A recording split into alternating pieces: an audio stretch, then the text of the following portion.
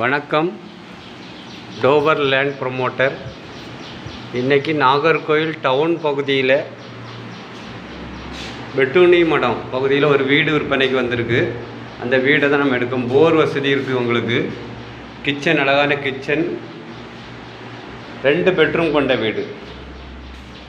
இது ஒரு பெட்ரூம் உங்களுக்கு இன்னப்பா காட்டுறது. இது ஒரு பெட்ரூம்.